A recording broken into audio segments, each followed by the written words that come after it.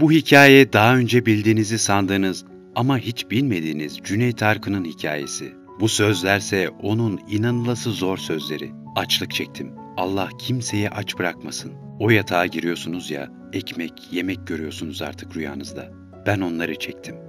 Ondan sonra ben ne kadar şöhret olursam olayım, saraylarda da yatsam, başucumda mutlaka ekmek vardı. O korku aç kalırım korkusu diyen, yaşadığı açlığı ruhuna kadar işleyen bir adamın hikayesi bu. Silahını kafasına dayayıp, tek kurşunu kafasına sıkıp kendi hayatından vazgeçen biridir o. 1972 yılında kendisine teklif edilen Altın Koza ödülünü Yılmaz Güney'in hakkı olduğu için kabul etmeyen ilkeli biri. 13 kardeşinden 10'unu yoksulluktan kaybeden bir gariptir. Gözlerinin yeşil olduğunu 23 yaşında fark eden bir yoksul.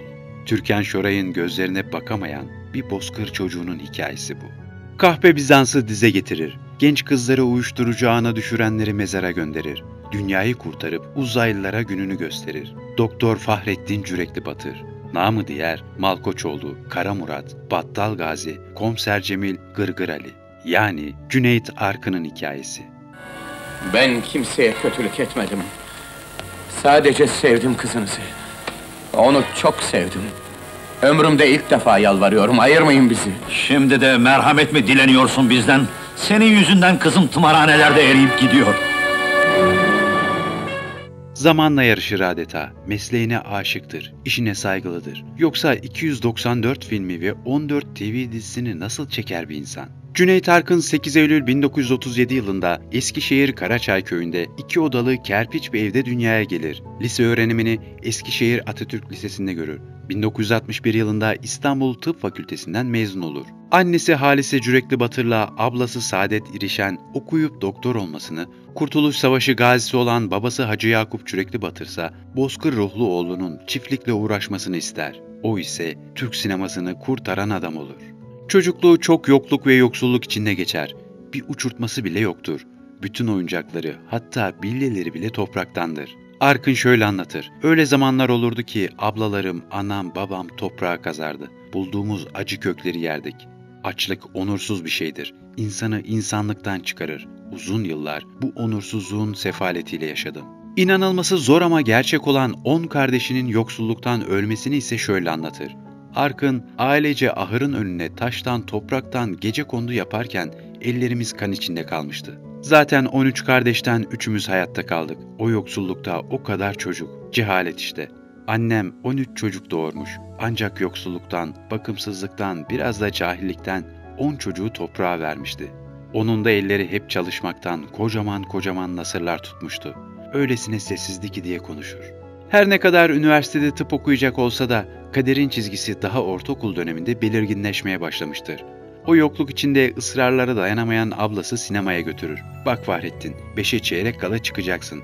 Otobüse ancak yetişiriz der. Bu nedenle çoğu filmin finalini izleyemeden sinema salonundan çıkmak zorunda kalır. Ama o hep filmlerin sonunu merak eder. Kendi hayal gücüyle filmlere son uydurur. Lise döneminden sonra maddi zorluk içindeki babasının bu kadar okumak yeter demesi Fahrettin'in aklına yatar. Üniversite için başka bir şehre gitmek demek hem eve para getirmemek hem de ek masraf demektir. Annesiyle ablası Fahrettin'in okuması konusunda ısrarlı davranarak babasını ikna etmeyi başarır. Cebindeki birkaç kuruş parayla Eskişehir'den çıkıp kara bir trenle İstanbul Haydarpaşa'ya gelir.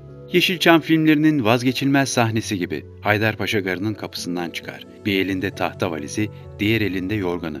İşte o sahne hayal ürünü değildir. O sahneyi gerçekten yaşayan milyonlarca kişi arasında Cüneyt Arkın da vardır. En ucuz yer neresi diye sorar. Sirkeci derler. Sirkeci'de ucuz bir otele gider. Odada tanımadığı 4 kişiyle kalır. Sabah gireceği sınav için ders çalışması gerekir. Ama o 4 kişi ışıkları söndürmesini ister.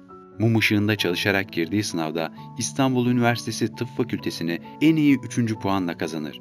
Ve der ki, doktor olduğumda hastanenin hiçbir ışığını kapatmayacağım. Fakültedeki arkadaşları Cüneyt Arkın için şunları yazar.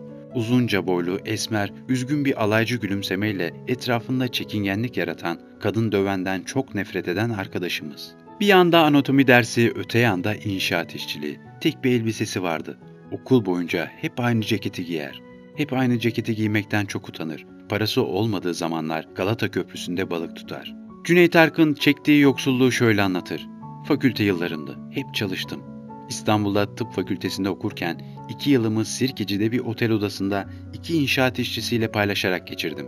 Ders zamanı okula gider, kalan zamanda da onlarla inşaatlarda çalışırdım. Bir yanda anatomi dersi, öte yanda inşaat işçiliği. Stajımı yaptıktan sonra az çok hasta tedavi edebilir duruma geldiğimde hocam Cihan Abaoğlu beni evlere hasta bakıcı olarak göndermeye başladı. Hastanın başında 24 saat bekleyip acil durumda müdahale etmekti görevim. Fakat tabii yeri geldiğinde adamı tıraş da ediyordum, altını da temizliyordum. Ayda burs parası olarak 60 lira alırdım. Hasta bakıcı olarak bir eve gittiğim zamansa günde 15 lira kazanıyordum. Ama ev sahiplerinin artık yemeklerini önüme koymaları çok ağrıma giderdi. İlk paramı aldığımda fırına koşup paranın hepsiyle ekmek aldım. Çiğnemeden yuttum. Patlayana kadar yedim. Sonunda da kustum. Ekmekleri görünce açlık korkumu yeniyor, huzur buluyordum. Yıllar sonra bile kaldığım otel odalarında başucumdaki komodinin üzerine bir somun ekmek koyar ancak ona bakarak uyuyabiliyordum. Okul masraflarını karşılayabilmek için aralarında hasta beklemekte olan yarı zamanlı geçici işlerde çalışan Arkın, bozkır ruhunun galeyana geldiği duygularla yazdığı hikayeleri, şiirleri yayınlamak için arkadaşlarıyla Erek dergisini çıkarıp Vatan dergisine kültür sanat sayfası hazırladığı dönemde Cemal Süreyya, Erdal Öz, Muzaffer Buyrukçu ve Kemal Özer'le tanışır. Tıp fakültesini bitirdikten sonra döndüğü Eskişehir'de tesadüf eseri yönetmen Halit Refi ile tanışır. Halit Refi 1963'te Eskişehir 1. Hava Üssü'nde jet savaş pilotlarının yaşamıyla ilgili şafak bekçilerini çekmektedir. Fahrettin Cürekli Batır'da hava kuvvetlerinde doktor olarak yedek subaylığını yapan bir teğmendir. Son derece düzgün bir fiziği olan Fahrettin Cürekli Batır, Halit Refi'nin dikkatini çeker. Filmde oynar mısın sorusuna olur dese de komutanlarının izin vermemesi nedeniyle kamera karşısına geçemez.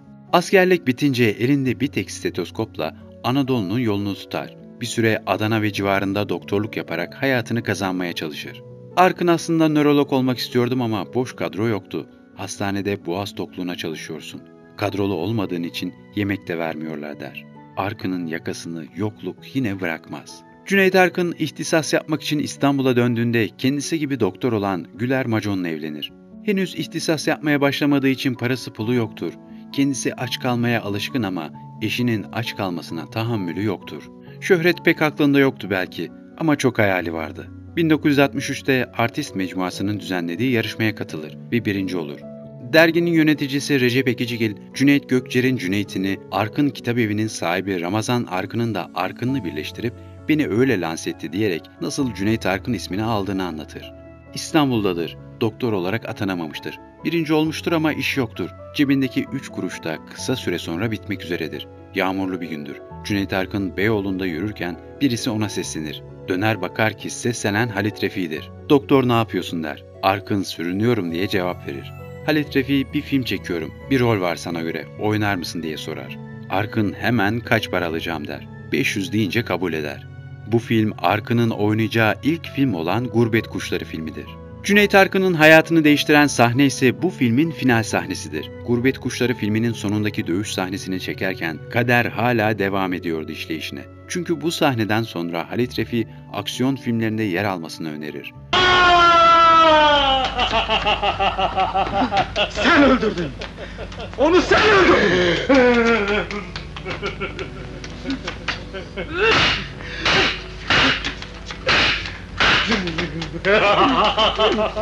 Malkoçoğullar, Battal Gaziler, Kara Muratlar işte bugünün ürünleri olacaktır. Gurbet Kuşları Antalya Altın Portakal Film Festivali'nde en iyi film ve en iyi yönetmen ödülünü kazansa da bunlar Cüneyt Arkın'ın geçim derdine çare değildir. Para ihtiyacı vardır. En sonunda 2 filmde yan roller için iş bulur. Hülya Koçyiğit ile Zeynep Değirmencioğlu'nun başrolde olduğu Ayşecik Çıtı Pıtı Kız'la Belgin Doruk'un filmi Aşk ve Kin. Başrolde olduğu ilk film 1964 yapımı aksiyon türündeki Cehennem Arkadaşları'dır. Sinemacılar, izleyiciler üzerinde bıraktığı etkiyle şunu fark eder. Cüneyt Arkın aksiyona yatkınlığından daha fazlasıdır. Aynı zamanda yakışıklıdır. Cüneyt Arkın'ın yakışıklılığı o yıllarda filmleri büyük gişe yapan Türk sinemasının altın çocuğu Göksel Arsoy'la anlaşma yapamayan yapımcılar için bulunmaz bir Hint kumaşıdır. O yapımcılar Göksel Arsoy'a rakip olması adına dönemin ünlü kadın oyuncularıyla romantik rollerde kamera karşısına geçirdikleri Cüneyt Arkın'ın üzerine oynamaya başlarlar. Türkan Şoray'la başrolü paylaştığı Gözleri Ömre Bedel'le adı bir anda bütün Türkiye'ye yayılır ve şöhretin kapıları ardına kadar açılır. Yeşilçam'ın Cüneyt Arkın'ı kazanması Fahrettin Cürekli Batır'ın evliliğini kaybetmesine neden olur. Sinema salonu işletmecileri yapımcılardan ardı ardına Cüneyt Arkın filmleri talep etmeye başlar. O yoğun talepleri karşılamak için yapımcılar Cüneyt Arkın'la anlaşma yapmak için birbirleriyle yarışır hale gelir. Setlerden çıkamayan Cüneyt Arkın, yoğun iş temposuna dayanamayan eşi Güler Macon'la boşandığında 2 yaşında bir kız çocuk babasıdır. Cüneyt Arkın Güler haklıydı. Hiçbir kadın o tempoya dayanamazdı. Düşünsenize, hiç boş vaktin yok. Sürekli film çekimleri. Dayanamadı ve ayrıldık der. Romantik rollerle sinemada hızlı bir şekilde ilerlemeye başlasa da Cüneyt Arkın macera aksiyon türüne daha uygun olduğunu düşünür. O günlerde İstanbul'un büyük caddeleri bir afişle donatılır. Karaoğlan aranıyor. Suat Yalaz'ın çizgi roman kahramanı Karaoğlan sinemaya aktarılacaktır. Cüneyt Arkın Suat Yalaz'ın kapısını çalar. Karaoğlan benim der. Aldığı cevapsa seni oynatamam. Tipin aksiyona yatkın değil olur. Tipin aksiyona yatkın değil lafı Cüneyt Arkın'ın içine oturur. Suat Yalaz'ın Altay'dan gelen yiğit Karaoğlan'da başrolü kendisine değil de Kartal Tibet'e vermesiyle iyice kamçılanan Cüneyt Arkın, İstanbul turnesinde olan her sirkte akrobatik yeteneklerini geliştirmeye devam eder. Cüneyt Arkın sirklerde aldığı at binme ve akrobasi derslerinin semeresini aldığı 1966 yapımı Malkoçoğlu'yla Karaoğlan'a rakip olur. Ama Medrano sirkinde ne kadar atraksiyon varsa aldım, getirdim, Türk sinemasına uygulandım, herkes şaşırdı. Derken Kazak sirki geldi. 6 ay falan gittim, çalıştım. Kazak sirkinde ne kadar at numarası varsa aldım, geldim, Türk sinemasına uyguladım. Malkoçoğlu'yla şöhreti sınırları aşarak İran'a kadar ulaşır. İranlılar hemen ortak bir film yapar. Atsız Cengaver. Bu filmse Cüneyt Arkın'ın İngilizler tarafından da fark edilmesine neden olur. Nasıl mı? Teknik işlemleri filmin bir bölümünün çekildiği Londra'da Renk stüdyolarında yapılır. Stüdyo, Atsız Cengaver'i bazı İngiliz sinemacılara izletir. İzleyenler atletik kabiliyetleriyle Burt Lancaster'dan, yakışıklıysa Alain Delon'dan bu yana en önemli sinema kişiliği olduğunu söyledikleri Cüneyt Arkın'ı görüşme yapmak için İngiltere'ye davet eder. Teklif etmeyi düşündükleri film, günümüzde dünya sinemasında en uzun seriye sahip olan James Bond. Dünyada başrolde en çok film çeken erkek oyuncu unvanına sahip olan Cüneyt Arkın'ın Amerikalı ve Avrupalı ünlü meslektaşlarıyla arasındaki film farkı oldukça büyüktür. Cüneyt Arkın bu konuyu şu şekilde anlatır. Oynamamı istediler, İngiltere'ye çağırdılar. Aklı başında bir şekilde tekrar James Bond filmlerini izledim. Filmleri daha önceleri ne kadar aptalca izlediğimi fark ettim. Ne kadar da sahte, aldatmışlar bizi. O zamana göre bir takım değişik, yeni teknolojiyle yapılan atraksiyonlar vardı. Sonra oynadığım filmlere baktım. Özellikle Malkoçoğlu. Ne kadar halktan. Halkın insanı atıyla konuşur, dertleşir, şarkılar söyler. Halkın kahramanı mı önemli, yoksa sistemin kahramanı mı? Cüneyt Arkın, sistemin değil, halkın kahramanı olmayı tercih ederek İngilizlerin James Bond teklifini kabul etmez. Sen Akıncı nedir bilir misin? Biz Akıncılar ardımızda viraneler, sevgiler, çocuklar bırakmış, yeri yurdu at üstü olan insanlarız. Siz bu vatanı at üstünde kurdunuz Malkoçoğlu. 1970'te bir arkadaş toplantısında kadınlar Cüneyt Arkın'ın etrafında pervane olurken bir kişi vardır ki oralı bile olmaz. O kişi kendisiyle ilgilenmemesiyle dikkatini çektikten sonra birlikteliğe başlayıp bir yıl sonra evleneceği Betül Işıl'dır. Betül Işıl'ın dünya yakışıklısı bir adam, insan bakmaya kıyamıyordu dediği Cüneyt Arkın, Betül Işık için böyle kadını aldatmaya insan utanır der. Evlilikleri sırasında Arkın bir anısını anlatır. Bir gün Betül evde yemek yapıyor. Ben salata hazırlıyordum. Bir telefon geldi. Sen evde yemek yap, Cüneyt benimle diyen bir kadından. Malkoçoğlu'ndan sonra Atsız Cengaver'in de İran'da büyük ilgi görmesi üzerine aynı dönemde Tahran'da Cüneyt Arkın'ın 5 ayrı filmi gösterime girer. Cüneyt Arkın'a ilgi gösteren yabancılar sadece İngilizler ve İranlılar değildi. İtalyanlar Cüneyt Arkın'ı John Arkin adıyla dünya sineması piyasasına lanse etmek isterler. Cüneyt Arkın'ın filmleri İran'ın yanı sıra Orta Doğu ülkelerinde de büyük rağbet görür. Ne var ki Cüneyt Arkın yabancı sinemacıların kendisine gösterdiği ilginin sonuçlarının ne olacağını fark edemez. Lisan meselesini bir türlü halledemez. İngilizceyi kusursuz konuşmak için ciddi bir çalışmaya girmez. Çünkü Türkiye'deki yeri kendisine yeterli gelir. O günlerde fırsatları analiz edecek menajerlik kurumu da olmadığı için Cüneyt Arkın'ın dünyaya açılmasına yönelik büyük bir fırsat değerlendirilemez. Cüneyt Arkın film setlerinde elinin neredeyse koptuğu birçok kaza geçirir. Arkın'la dünyaca ünlü meslektaşı Jackie Chan'in geçirdiği set kazaları birbirine benzerlik gösterir. Cüneyt Arkın 70'lerde alkol belasına bulaşır. Eşi Betül Hanım ilk çocuklarına hamile kaldığında oğlum olursa içkiyi bırakacağım dese de bırakamaz. Kendisini öylesine içkiye kaptırmıştır ki yolun sonuna geldiğini fark eder. Arkın sarhoş olup kafasına silah sıktığı olayı şöyle anlatır. Bir gece Kulüp 12'nin kapısında iri yarı bir adam sinirime dokundu. "Buranın fedaisi misin?" dedim. "Evet, haracını da ben yerim" deyince "Silahın var mı?" diye sordum. Bir simit ve son çıkardı. Elinden alıp kurşunları boşalttım. Sonra içine tek bir kurşun koyup namluyu kafama dayadım. Çektim, patlamadı. Silahı fedaiye uzattım. "Şimdi sıra sende" dedim. Korkudan gözleri büyümüştü. O an anladım ki artık ölüm hakkımı kullanıyorum der. Melek gelse benim sarhoşluğumu çekmezdi. O olmasa alkolden çürür giderdim dediği Betül Hanım'ın dirayeti ve sabrıyla içkiyi bıraktıktan sonra çeşitli organizasyonlarla birçok ilde alkolün ve uyuşturucunun zararlarını anlattığı konferanslara katılır. Türk sineması 1970'li yılların ilk çeyreğinde TV'nin yaygınlaşmasıyla daha önce deneyimlemediği bir krizle karşı karşıya kalır. Film üretimine devam etmek için o günlerde tek bir yol vardı: seks filmleri. Cüneyt Arkın bu furya için "Benim kuşağım başkaydı. Biz parayı bilmedik. Ne demek seks? Ben film çekmekten aynaya bakmaya vakit bulamıyordum ki. Ekmek bulduğunda bayram yapan çocukların olduğu bir ülkede sinema bu tür konularla ilgilenmesin" der. O dönemde yıldız oyuncular çok büyük paralar kazanmıyordur. İkinci rollerin oyuncuları geçim derdinden dolayı seks filmlerinde karakter oyuncusu olarak kamera karşısına geçse de yıldız oyuncular bir yılda kazandıkları para tek bir film için teklif edilse de hayır der. Cüneyt Arkın gibi yıldız oyuncular TV'nin etkisine ve zorlu çalışma şartlarına rağmen komik denecek ücretler karşılığında üretmeye devam eder. TV'ye çıkamadıkları için insanların sadece sinemada görme şansı bulduğu dönemin arabeskçileri filmlerden 5-10 milyon lira alırken Cüneyt Arkın elinin koptuğu, kırılmadık yerinin kalmadığı filmlerden 200-250 bin lira kazanır. Dönemin kadın erkek yıldız oyuncuları gibi Cüneyt Arkın da tüm o zorlu şartlara rağmen üretime devam ederek Türk sinemasını kurtaran adam olur. Böyle büyük masalar arkasına saklanıp haklarında karar veremezsiniz. Ben onları tanırım çünkü. İçlerinden çıktım. İyi öyleyse, biz de caddelere çıkıp sigara satalım. Gerekirse yapacağız. Ama hep bileceğiz ki bu millet dinine, törelerine bağlı, sırtında koca bir tarih taşıyan bir millettir. Kara Murat'ı çekerken doğduğu için adı filmin yapımcısı Türker İnanoğlu tarafından konan oğlu Murat'ın da doğmasıyla masrafları iyice artar. Oyunculuktan yeterince para kazanamayan Cüneyt Arkın çok yönlü olarak ek para kazanacağı yönetmenliğe adım atar. 1976'da Deli Şahin'le ilk kez yönetmen koltuğuna oturur. Cüneyt Arkın'ın ilk yönetmenliğinin duyurusu, filmin afişine kudretli sanatı ve yönetmenliğiyle büyük bir harika yarattığı yazılarak yapılır. Cüneyt Arkın ilk ödülünü 1976'da Atıf Yılmaz'ın yönettiği Mağlup Edilemeyenlerle kazanır. Antalya Altın Portakal Film Festivali'nde en iyi erkek oyuncu dalında Altın Portakal alır.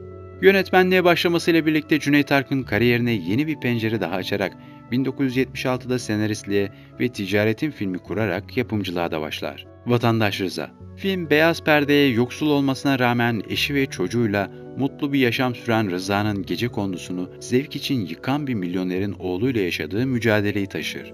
Cüneyt Arkın filmde eşi ve oğluna rol vererek her ne kadar yıldız bir oyuncu olsa da zengin biri olmadığının mesajını verir. Bu mesajının altını da eşi Betül Cürekli Batır ve oğlu Murat Cürekli Batır'ın soyadlarını afişe Arkın yazarak çizer. O dönem çok ses getiren filmlerden biri olan Dünyayı Kurtaran Adam'ı çeker. Sinema okullarında bir filmin nasıl çekilmemesi gerektiğini anlatmak için öğrencilere izletilir.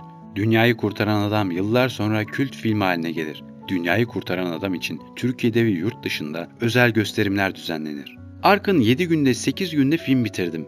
Hem yönetmendim, hem senaristim, hem de oyuncuydum. Tabii bu da benden çok şey aldı, çok şey götürdü. Şimdi benim yazmaya, şiir, hikaye yazmaya başladığım zamanlar arkadaşlarım vardı.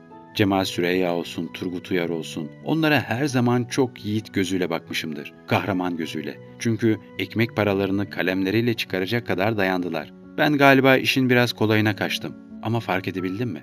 Hayır, fark edemedim. Çünkü insana fark etme zamanı ve fırsatını tanımadılar. Ve gele gele bugünlere geldik ama çok mutluyum. O dönemin sinema yazarları, eleştirmenleri hakkımda tek bir şey yazmadılar ama Türk halkı gerçekten çok şey yazdı der. Oyunculuğuyla devleşen bir adamın hayat hikayesini dinlediniz. Yatağının başucuna koyduğu ekmek gibi temiz kalacak kalplerimizde. Bir videomuzun daha sonuna geldik. Diğer videolardan haberdar olmak için kanalımıza abone olmayı ve bildirim zilini açmayı unutmayın. Sağlıkla kalın.